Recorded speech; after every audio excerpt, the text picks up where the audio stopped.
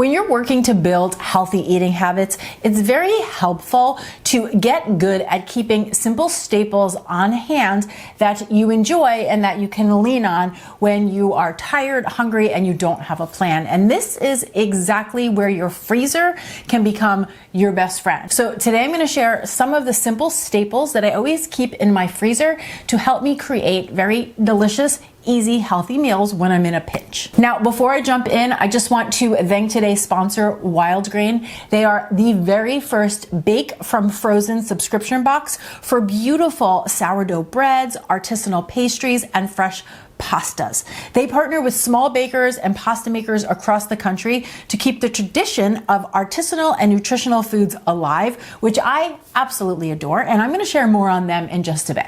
So the first ingredient that you will always find in my freezer is frozen fruit. Some of my go-tos are frozen mango, frozen strawberries, frozen blueberries, some type of berry blend, and then you will always find frozen bananas in my freezer. Actually, I use frozen bananas so often that I actually have a system for freezing them. And what I like to do is I will take my brown bananas, and I always have plenty on the counter. I slice them into coins, and then I just lay them out on a small rimmed baking sheet that I lined with parchment paper. Then I stick this into my freezer just for a couple hours till those coins freeze through, and then I transfer them into a small Ziploc baggie. If you were going to just take the bananas straight from the freezer and put them right into the baggie, you end up with this big frozen block of bananas because they all squish together. So this is a really great way to make these perfectly little frozen banana coins that you can toss into smoothies or whatever else your heart desires. Now, other than just enjoying frozen fruit as a snack, especially in the warmer weather, I love using it for nice, thick, creamy smoothies. I will often add it to some cottage cheese or to some Greek yogurt. Actually, a favorite combo of mine is a little bit of cinnamon over some Greek yogurt with some chopped up frozen bananas and the frozen blueberries. So simple, but so delicious. And if you've never tried it, actually making like a hot bowl of oatmeal or a hot bowl of cream of rice and then topping it with the cold berries and maybe a little dollop of Greek yogurt is really delicious. I just love that hot and cold combo. Ultimately, at the end of the day, frozen fruit is just as versatile as fresh fruit, but you don't have the pressure of it going bad. So it's definitely a fantastic staple to keep in the freezer. Now, another ingredient we always have in the freezer is frozen rice. When I do my meal prep, I will often make my rice in a rice cooker, but remember, the name of the game with the freezer is to have things on hand for those days or those weeks when you don't do your meal prep. So I always have some variety of frozen rice. So right now I have frozen brown rice and frozen basmati rice. You can of course use either of these in any traditional recipe that calls for rice. So if you were going to make, say, stuffed peppers or a burrito bowl, this works beautifully. But I normally lean on my frozen rice for really quick, simple meals. So when I'm making something like my tuna and rice bowl that I shared with you a few weeks back, by the way, any recipe that I mention throughout this video, I will link for you in the description box below. And a lot of times I'll just use it to build a simple meal using Head Start ingredients I have in my refrigerator. So for instance, I might take some of the frozen rice, heat it in the microwave. When it comes out, I will add just a little tiny bit of coconut oil, salt, pepper, garlic powder, a handful of fresh spinach. I'll mix that all together. I'll get that into my bowl, and then I'll serve it with some black beans and some ground turkey. So simple, but these are the kind of meals I love to lean on during the week when I need something really simple that also makes me feel like nourished and energized and like $1,000,000. Another way I love to use the frozen rice, and I have shared this with you several times throughout the years, but it's worth mentioning again, is to make these little seaweed tacos. Our whole family loves these. Basically, I just heat up my rice and then I add a little tiny bit of coconut oil and gomasio over the top, which is essentially just sesame seeds with sea salt. You can also get this with garlic or with seaweed. It's a really fun way to add flavor to simple meals like this. So I'll mix that all together, and then I always keep these little packs of roasted seaweed on hand, and I will just serve that with some sliced cucumbers and avocados on the side, and then we will just build little tacos. So you put a little bit of rice right in the center of the seaweed with your cucumber and your avocado, maybe a little extra gomasio over the top, and it is so simple and so delightful. And nowadays, actually, I really like to add sometimes I'll buy some tuna, whether it's canned tuna or like ahi tuna from Trader Joe's, or some canned canned salmon. If you want to kick up the protein in a little simple meal like that, that would be a delicious way to get the job done. So next up is more of a category, and these are some of the freezer staples that I get from Wild Grain. Now, I discovered this company a few months back, and I quickly became a fast fan. Now, this is a subscription box that is fully customizable, that comes with beautiful ingredients like sourdough bread, a variety of croissants. They have ham and cheese croissants, classic croissants, chocolate croissants, the most amazing chocolate chip cookies, beautiful French butter, pastas, and so much more. They are constantly adding new and seasonal products across different dietary preferences, and you can choose between a classic box, a vegan box, or a gluten-free box. My latest box came with these gorgeous ham and cheese croissants. My kids are both absolutely crazy for the chocolate croissants, and I have to say the whole family has literally never had a better chocolate chip cookie. It is so good. But personally, it's the sourdough bread that is my favorite. All I have to do is take it from the freezer, pop it in the oven, and 25 minutes later, I have fresh baked sourdough bread with no mess and no cleanup.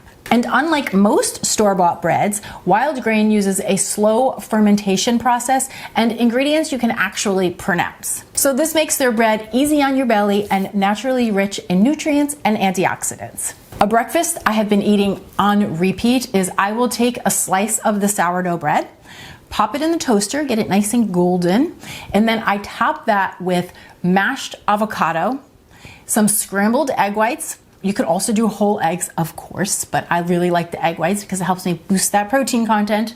And then I do some fresh berries on the side. It is so simple, it's really quick, and it is delicious. And their sourdough, I just have to say, it is crispy on the outside, it is soft and fluffy on the inside. It's just perfection. Every product bakes from frozen in just 25 minutes or less, no thawing required. So you can see why this is a fantastic freezer staple, especially if you have a family. These ingredients are fantastic for school lunches, everyday meals. They just make every day feel a little more special, a little more elevated. So if you'd like to give Wild Grain a try, and I recommend that you do, I've got all the information for you down in the description box below. And make sure that you use my code DannySpees, because not only is this going to save you $30 off of your first box, but it's also going to get you free croissants for life. So next up is frozen vegetables. I think frozen vegetables can be a fantastic option, but full disclosure, I don't use them that often, and that's really just because I am a person who spends a lot of time in the kitchen, and I do a lot of meal prep, so I usually have a lot of fresh veggies on hand.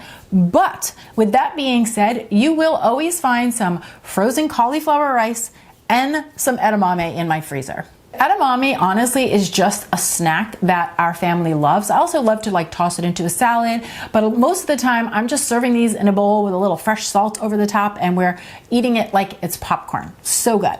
And then of course, cauliflower rice is a fantastic option when you want to add volume, fiber, or just more veggies to your meals. I will often add cauliflower rice, go 50-50 when I'm making a dish that uses rice. I also add it to any type of ground taco meat. Nobody can even taste it in there, and it adds more volume and more fiber. I've been known to put it in my morning oats. Surprisingly delicious. Again, adds volume. And sometimes I just make it the star of the show, and I'll make a really quick cauliflower fried rice for dinner, which I have showed you all before. It's delightful, and I will of course link that all for you below. Okay, moving to my next freezer staple. I am a big believer in cook once, eat twice. So anytime I'm making a pot of soup or a pot of chili, I am doubling the recipe and I'm putting some in the freezer. So right now I have some leftover lentil soup in my freezer, and I also have some leftover chicken soup in my freezer. And now this is a fantastic option because you feel like you get to have a really homemade, nourishing meal, even on days when you don't want to cook. All you need to do is let it sit on the counter for a few minutes, then you can pop it into a small pot, let it come to a simmer or a boil. I always love to add a big handful of fresh baby greens like baby spinach to frozen soups or canned soup. It's just an easy way to get more veggies in, plus it adds a little bit of like fresh, vibrant flavor. And then I'll just serve this up with some Parmesan cheese and a little bit of red pepper flake over the top. It's a fantastic way to enjoy a 10 or 15-minute meal on those nights where you would be very tempted to order in. Now, speaking of homemade foods that I like to keep in the freezer, I always have some type of sweet treat, preferably something that is grab and go. So right now I have these protein peanut butter balls in my freezer. There's actually two different types. This is a recipe that is in the making. It's like I've been testing this one. So one is a protein peanut butter ball made with protein powder, and the other is a protein peanut butter ball that I dipped in chocolate that I made with powdered peanut butter. The conclusion is that they are both delicious, and if you want to try them, let me know and I will definitely share a video on them in the near future. But again, you could create any type of sweet treat to have on hand. This way you have something to lean on. Other favorites that we keep on hand are my oatmeal energy balls. We also love to make these frozen banana dessert bars and my peanut butter bars as well. These are always staples in our kitchen. And if you do decide to try wild grain, it might be a good option to have their amazing chocolate chip cookies as well. Granted, you have to throw those in the oven and bake them off, but they are well worth it. So good. And you can like just make one at a time if you please. Okay, moving right along, I have a couple more foods we always keep in the freezer, and the next one is dumplings. I don't know what it is. My kids love dumplings. My husband loves dumplings. I love dumplings, and Trader Joe's makes delicious frozen dumplings. So we love their chicken soup dumplings, and then I also love these veggie dumplings. These are perfect for nights when maybe you don't have time for a sit-down dinner, or if the kids have different schedules and they just want something quick and easy. As a matter of fact, these veggie dumplings, I've literally had these as a freezer staple for over 15 years, and here's what I do with them. So I will just heat a tiny bit of sesame oil in a pan, and then I lay the dumplings in the pan, and then I let them start to like cook for a minute or so, add a splash of water, pop on the lid. Let them simmer for about 5-6 minutes or until they have softened and they've warmed all the way through, and then I take the lid off. If there's any extra water, I just let it evaporate, let it cook for another couple minutes, and then you'll see you get this nice golden edge at the bottom of the dumpling, but the dumpling itself is still really soft and tender. So simple, so delicious.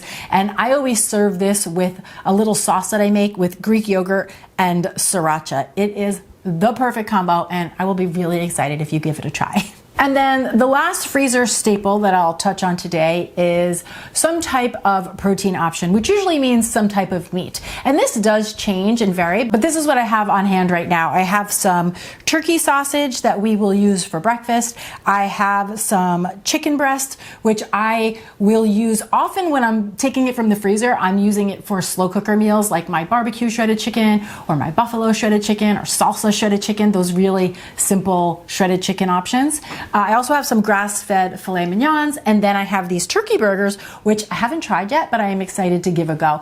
And I normally do have some type of ground meat because I am a big fan of like stuffed turkey boats or stuffed peppers or, you know, meatballs, but I just don't have it right now. And I will also say I used to always try to keep some type of frozen seafood on hand, but I just feel like no matter how often I try it, I don't love frozen seafood. And so I normally just turn to my pantry for that. So that's what I've got. Those are some of my go-to freezer staples that allow me to build simple, delicious, healthy, doable meals when I am tired or when I don't feel like cooking or when I don't have a plan. So as always, I'm excited to hear what are some of your freezer staples and what are some of the meals that you lean on when you're trying to eat well, but you don't feel like doing a lot of cooking or being very elaborate in the kitchen. Come on down to the comments below and do share because we all get great ideas from each other. So I'm excited to read yours. And if you want more ideas for day-to-day staples to help you build simple, healthy meals when you don't feel like being very elaborate in the kitchen, then you're definitely going to want to check this video out next. Cheers!